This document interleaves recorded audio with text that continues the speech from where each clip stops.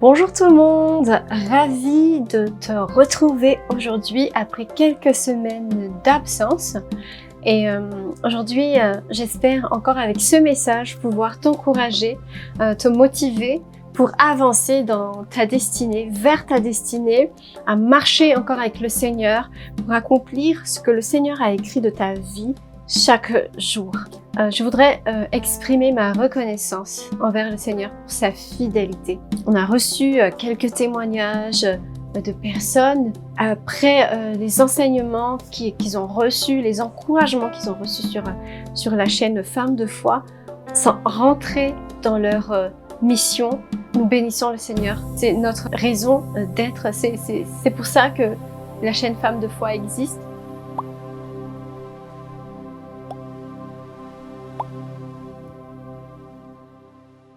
Aujourd'hui, je voulais parler de quand, sur la marche vers notre destinée, on tombe.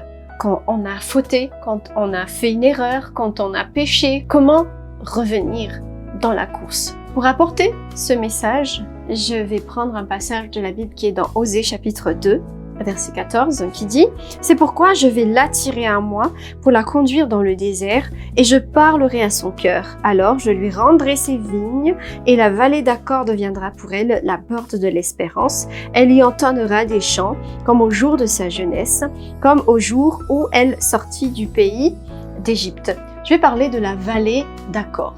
La vallée d'Accord, c'est aussi appelé la vallée du trouble, la vallée du désordre. Ici, la promesse de Dieu, c'est que, à un moment donné, cette vallée qu'on appelle la vallée du trouble va se transformer en un point de départ pour une nouvelle espérance, en un point de départ pour retourner dans la joie de l'Éternel, un peu pour retourner au fait sur le droit chemin. Et pourquoi j'associe cette vallée à la faute dans Josué chapitre 7 et 8 est raconté l'origine de cette vallée, la vallée d'Accord, la vallée du trouble. Je vais pas lire parce que c'est long, je vais juste faire un petit résumé. Donc, Josué, avec les enfants d'Israël, avec le peuple de Dieu, ils ont remporté la guerre contre Jéricho, miraculeusement, comme nous connaissons. Donc, c'était une très très grande victoire. Et après cette grande victoire, ils vont aller prendre cette petite ville qui s'appelle Haï. Haï veut littéralement dire un tas de ruines.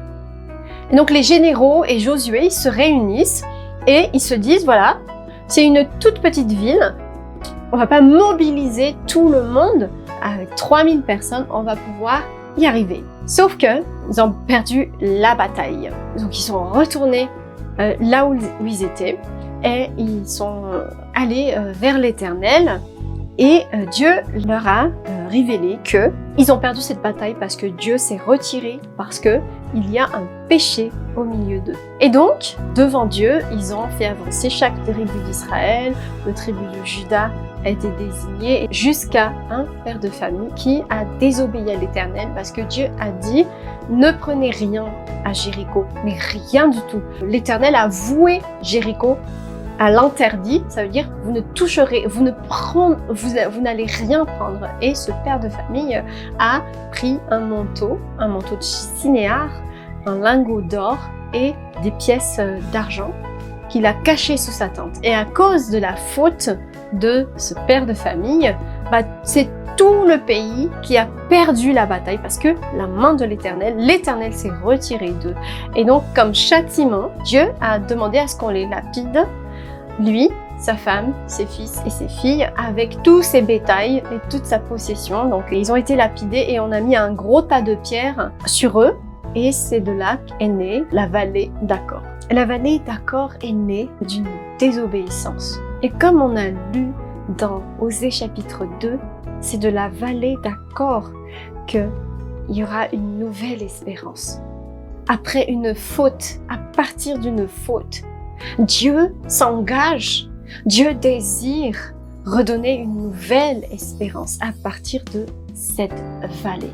Bon, si on continue l'histoire de Josué, bien évidemment, comme ils se sont repentis, donc comme ils ont enlevé le péché du milieu d'eux, ils ont pris Haï et la victoire a continué pour Josué et le peuple à ce moment-là. Mais c'est quelques années après qu'on raconte l'histoire de Osée, où encore une fois, les enfants d'Israël ont abandonné Dieu. Ils servaient un autre Dieu qui est le Dieu Baal dans le contexte de Osée. Je vais prendre quelques points des réactions de Josué et des réactions des enfants d'Israël pour vous encourager à reprendre le chemin, à reprendre la route, à reprendre la marche. La ville d'Aï est au milieu du pays de Canaan, à quelques kilomètres de Jérusalem. C'est-à-dire qu'ils ont déjà fait le gros du chemin. La plus grosse bataille, c'était la prise de Jéricho. Dieu a montré que la main de Dieu était sur eux et ils ont remporté cette victoire. Il y a le gros du travail qui a été fait. Voilà, ils sont si près du but. La chute de Josué se passe à ce moment-là où ils ont bien avancé et où ils ont commencé à se faire un nom autour d'eux, au fait, parce que les pays aux alentours, ils ont commencé à craindre ce peuple. On peut s'imaginer dans ce cas où on a bien déjà avancé, on a déjà vu la main de Dieu agir. Ensuite, je vais parler des premières réactions de Josué et des anciens. Leur première réaction, c'est d'aller dans la présence de Dieu. Ils se sont jetés devant l'arche de l'Éternel, ils ont déchiré leurs vêtements. Ils sont allés dans la présence de Dieu.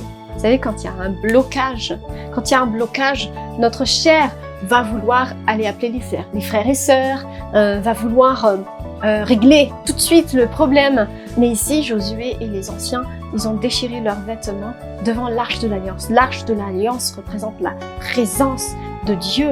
Ils sont allés dans la présence de Dieu. Et la deuxième chose, ils ont déchiré leurs vêtements. Ils se sont humiliés devant Dieu. Dans un cas de blocage comme ça, si tu as fauté, si tu as mal fait quelque chose, si tu as péché, la première chose que tu dois faire, c'est de revenir dans la présence de Dieu. S'humilier devant Dieu. C'est la première clé. C'est la première chose que tu dois faire. Ne perds pas de temps à aller chercher quelqu'un ou à aller trouver la solution. La première chose, c'est d'aller dans la présence de Dieu et de s'humilier devant Dieu. La parole de Dieu dit, humiliez-vous sous la puissante main de Dieu et il vous élèvera le temps voulu. Mais dans cette approche de Josué et des anciens, il y a quelques points que j'aimerais quand même soulever. Ce sont des points peut-être qui vont te parler dans ta situation. Josué ne savait pas l'origine de ce problème. Mais bien qu'ils sont allés devant l'Éternel, ils étaient complètement à côté de la plaque. Josué a crié à l'Éternel et il lui a dit « Mais pourquoi tu nous as fait traverser le Jourdain ?» Ils ont été zélés par Dieu pour défier Jéricho, pour défier les géants de Canaan. Ils ont été motivés parce qu'ils savaient que Dieu était avec eux. Et là, Josué il dit à Dieu « Mais non, mais tu n'aurais pas dû faire ça si tu veux nous abandonner comme ça. » Donc, le premier point, Josué pensait que c'est parce que Dieu s'est retiré, enfin, que Dieu n'est plus avec lui, que Dieu s'est trompé, en fait. En gros, voilà, c'est terminé, ils sont terminés. Et le deuxième point où Josué était complètement à côté de la plaque, c'est qu'il a commencé à voir l'ennemi comme plus grand que Dieu, comme plus grand que son problème, parce qu'il a dit « L'ennemi va nous exterminer, il va nous retrancher de la terre entière. Qu'en est-il de ton nom éternel ?» Il m'a dit « Mais Josué, relève-toi, pourquoi tu te courbes comme ça? Je me suis retiré de vous parce qu'il y a le péché en Israël. Ne tournez pas autour du pot. Si le problème est une faute, ne contourne pas le problème, repens-toi devant Dieu. » Dans Apocalypse, il est dit « Aie du zèle et repens-toi. » Pour se repentir, pour s'humilier devant Dieu, il faut du zèle, il faut de l'humilité, il faut ravaler son orgueil, au fait, pour aller se repentir. L'avaler, d'accord, est aussi le prix de l'obéissance. Bien évidemment, il y a toute cette famille qui a été décimée à cause de la faute du père de famille, mais c'est aussi un endroit de réparation. Un endroit de réparation parce que ça a permis à tout le pays de retourner de nouveau dans le plan de victoire, dans le plan de Dieu. Il y a eu désordre, il y a eu trouble parce qu'il y a eu péché. Ça devient un lieu où il y a de l'espérance. Parce que Jésus a donné sa vie pour que le péché soit pardonné, que le manquement soit pardonné. C'est le moment, c'est le temps où tu reçois la grâce pour revenir sur la bonne voie. La vallée d'Achor, c'est aussi un endroit où il y a comme une grosse cicatrice, marque de la désobéissance. Il y a comme un monument, témoignage de la désobéissance qui est dressé ici. C'est un lieu qui aspire la crainte ou qui nous rappelle que notre Dieu est un Dieu saint. Notre Dieu est un Dieu qui mérite notre obéissance. L'obéissance à Dieu est quelque chose en fait qui n'est pas très populaire, surtout dans notre culture actuelle. Mais vous savez, on n'a rien sans rien. Vous ne pouvez rien recevoir de Dieu sans l'obéissance. Quand j'ai préparé cette vidéo, le Seigneur m'a mis à cœur juste une simple situation. Par exemple, vous connaissez tous Lance Armstrong, 7 fois champion du monde de cyclisme de la Tour de France, qui a perdu tous ses titres parce que finalement, il s'est dopé. Et donc, même s'il a été sacré 7 fois champion du monde, il a fauté. La justice est que il perd ses titres, ce qui est logique, même s'il a été adulé, même si on l'a apprécié, même si ses victoires ont été impressionnantes, le fait qu'il a fauté, la justice est qu'il perd ses titres. Bien, c'est pareil au fait. C'est pareil au fait avec Dieu. Même si Dieu a donné ses promesses, même si tu as remporté des victoires, même si sur le chemin, tu as vu la main de Dieu agir, quand il y a faute, quand il y a désobéissance, la main de Dieu se retire. Ça, c'est ce qui est juste. Mais la justice de Dieu va au-delà de ça. Ça ne s'arrête pas au fait que tu as été attrapé en tort. Mais Dieu, il a payé le prix pour que tu sois pardonné. Si tu reconnais ta faute, Dieu te donne la possibilité, Dieu nous donne la possibilité de revenir dans la course, de réparer les choses. Mais lui, il a payé le prix pour que tu puisses retourner. Ce monument, cette vallée d'Achor, cette cicatrice de la désobéissance, ce temps où tu as été prise en faute, les conséquences peut-être de ta désobéissance, de cette faute qui est très visible, c'est à toi de choisir en fait comment tu vas considérer cet endroit. Cet endroit peut être juste un mauvais souvenir. Et donc de te rappeler, voilà, c'est une défaite. J'ai mal fait, c'est fini, je suis foutu. Ou alors, ça devient un endroit où tu te réconcilies avec Dieu. De saisir la totalité du salut en Jésus-Christ, c'est-à-dire le renouveau, un nouveau départ, et de considérer le sang de Jésus qui a été versé à la croix va au-delà de tes fautes. Le sang de Jésus qui a été versé à la croix est puissant. Ce sang est parfait. Et la puissance de Dieu est telle qu'il est capable de pardonner le péché. C'est sa puissance qui fait que tu peux reprendre le chemin. Pour ceux qui ne sont pas dans la foi, peut-être que vous pouvez dire, mais c'est trop facile.